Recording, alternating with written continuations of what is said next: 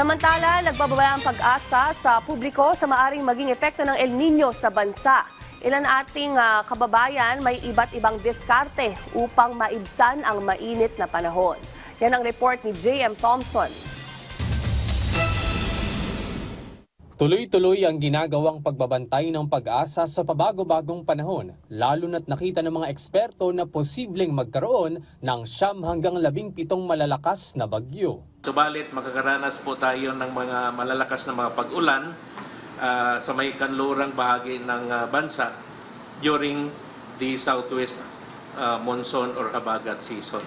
Nakita din ng pag-asa ang dalawang dapat na paghandaan kaugnay ng klima. Yung prior, habang nagde-develop pa lang yung El Nino, of course, yung excessive rainfall that we are expecting. And then, of course, during the latter part of the year, yun namang reduction doon sa ulan. Ilan po yun sa mga kailangan nating paghandaan as early as now.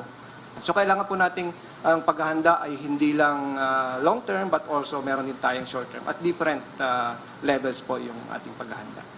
Ang 73 anyos na tricycle driver na si Julio Gonzalez, mas tumindi pa ang nararamdamang init ngayon na nasa El Nino alert na ang bansa. Pero araw-araw pa rin siyang pumapasada para tustusan ng 2 anak na nasa kolehiyo. Masyado mainit eh.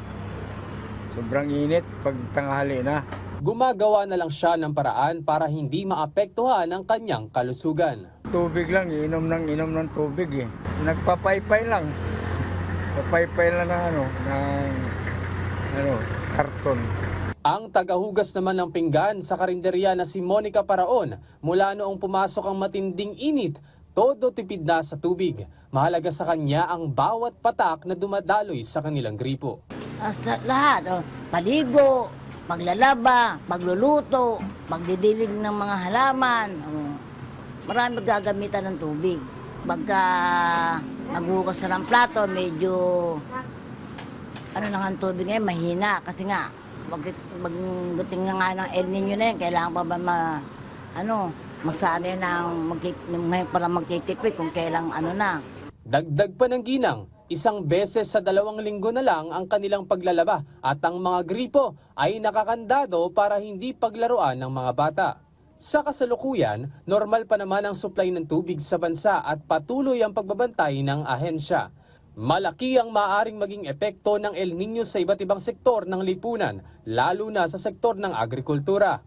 Kaya sinisiguro ng ahensya na nakikipag-ugnayan ito sa iba't ibang departamento ng pamahalaan upang umantabay sa araw-araw na pagbabago ng panahon. Usually po ang strategy po kasi ng ating mga kasamahan is kung itong area na ito ay apektado ng El Nino at makakaranas ng dry spell at drought, so mas ima-maximize natin yung mga areas na hindi posibleng maapektuhan ng dry spell at drought. So doon sila mag-i-increase ng kanilang production. J.M. Thompson para sa Pambansang TV sa Bagong Pilipinas.